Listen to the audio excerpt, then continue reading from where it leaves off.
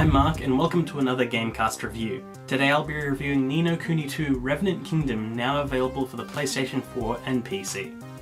A big part of RPGs, and JRPGs in particular, is how they can draw you into new and interesting worlds rife with adventure and conflict. The original Ni no Kuni managed to pull you into a new world quite literally, by painting a beautiful narrative about loss and growth. Ni no Kuni II shares many themes with its predecessor, but doesn't manage to evoke the same emotional investment. The heroes of this tale are Evan and Roland.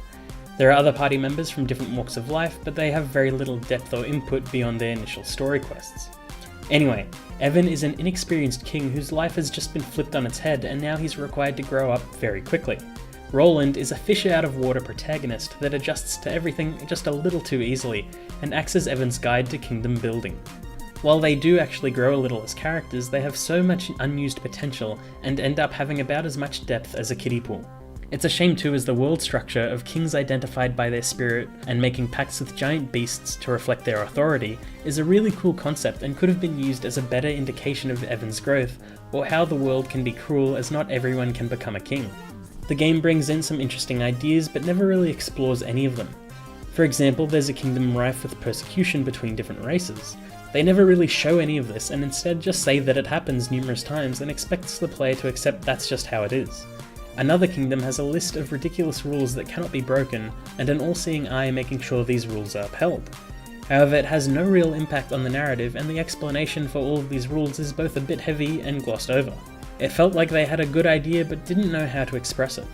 Many plot points are wrapped up far too quickly and even the villain is annoying.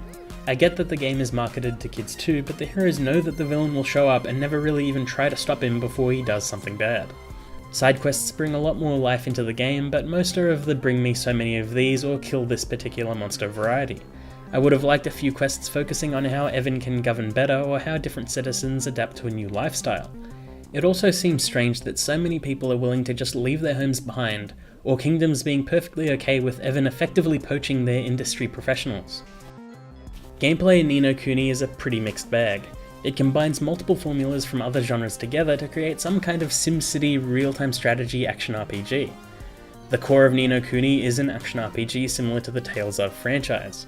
You'll journey to faraway lands in a chibi-style overworld, wondering how all of these complex ecosystems can exist within a few minutes of one another. When you enter a city or dungeon, the perspective shifts to a third-person dungeon crawler. You'll interact with NPCs, gather items, and solve some relatively light puzzles. You'll also be spending the bulk of your time in dungeons hacking and slashing from A to B. The combat has been completely overhauled from the previous entry. Instead of the Pokemon-like spirit system of the first game, your playable character will take a more direct role in combat. You can mix light and heavy attacks together to create devastating combos, but once you find one that works, it doesn't ever need to change. You can also attack from a distance with a wand, bow, or gun depending on your playable character. These were initially very cool, with extra damage and effects being added the longer you charge up your power, or being able to swiftly dodge while releasing a quick magic shot at your opponent. The issue is practically all enemies focus on you when you charge up a projectile, and the slightest breeze can knock you out of the animation. Fortunately, the game has a pretty forgiving dodge system and most attacks are heavily telegraphed. However, if you want to deal serious damage, you can activate one of your special skills or spells earned throughout your adventures. These all cost significant amounts of mana and are usually appropriately damaging.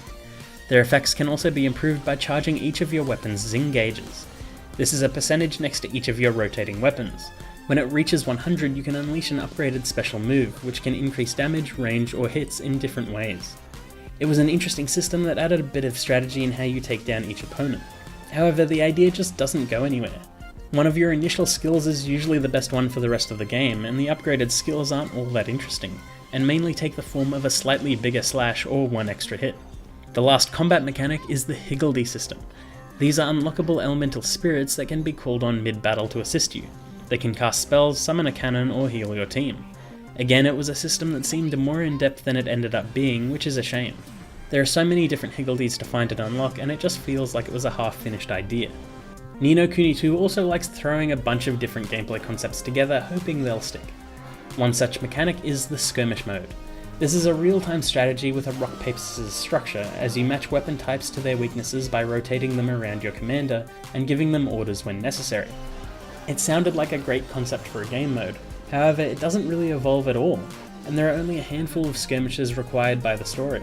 If you want to finish most of the side quests, then be prepared to grind through this mode a lot. One of Ni no Kuni 2's best ideas is the Dreamer's Maze. This is an optional side quest that involves Evan and crew exploring mysterious multi-leveled mazes with increasingly complex designs. The longer you spend in the maze, the more difficult your opponents become. You can spend a special temporary currency to reduce the threat level or to unlock chests or complete smaller activities within the maze. It's a good idea that could easily be missed by most players. The last key piece to Ni no Kuni's gameplay is kingdom building. Throughout your adventures, you'll meet a whole host of NPCs in need and offer their service to you if you can solve their problems. It's a little simplistic for someone to move to another country just because you gave them an item that they needed, but at the end of the day, it is a video game. Anyway, as you amass citizens, your kingdom will grow. You'll gain more funding, more materials, and more space as you assign the citizenry to what they are suited for. For the first few hours, it seems quite in-depth and fun as you upgrade stores and blacksmiths to craft better gear for future battles. But then as the city expands, it becomes a bit bland. This is mainly because you don't need to manage things like your citizens' happiness or even choose what building should go where. Everything is already planned out for you. Every single building has to be placed where the game tells you. It's annoying because everyone's kingdoms will look exactly the same. I would have at least liked a choice for a few spaces. Ni no Kuni 2, much like the first game, uses an art style reminiscent of Studio Ghibli, which comes as no surprise due to their involvement with the original title. The main gameplay engine looks like a Ghibli film come to life, and each of the main party members and NPCs have a lot of character. Animations are incredibly fluid and battle effects are equally impressive. Unfortunately, there aren't a whole lot of fully animated cutscenes, and most interactions will be stiff characters talking to one another. This is a shame as the pre-rendered cinematics look great and are also the most heavily voiced. Ni no Kuni 2 has very little voice acting, which, while not a huge problem in games like Dragon Quest, here it's annoying, as 1, it's a current gen JRPG trying to tell a grand narrative, and 2, the world they're trying to create combined with the art style choices lend themselves to voice acting to help pull you into the narrative. It worked well in the first game, but it's oddly absent here. It doesn't end there, as monster variety is severely lacking. You'll see the same 6 or so enemy varieties all the way up until the final chapter of the game, just in different colours. Sure, there are a few more unique designs and the bosses do tend to stand out a bit more, but fighting the same fairy and slime over and over again becomes really old really quick, especially since the gameplay itself doesn't change all that much over the course of the adventure. Fortunately, each of the game's kingdoms are visually distinct from one another and help to tell a story, even if it isn't fully explored in the narrative itself. The soundtrack is quite good and fitting for a JRPG. There are some great tracks that remind me of an older generation of gaming, but are right at home here. I did have fun with Ni no Kuni 2, it's just that it didn't last all that long. This is because many of its gameplay concepts didn't feel complete, almost like the devs were more concerned with keeping the player on their toes with new mechanics being thrown at them than actually sticking to one formula. It's unfortunate that it works against the game, as I was really enjoying the combat, but after 30 hours and not much changing besides my weapon, then something feels a little off. It feels like an RPG aimed at a younger audience, but played by an older audience, most likely because of Ghibli's influence on them. It's still a good game, just not the emotional and grand adventure I thought it would be. So for that, I'd say the game is probably best enjoyed if you've waited for a sale.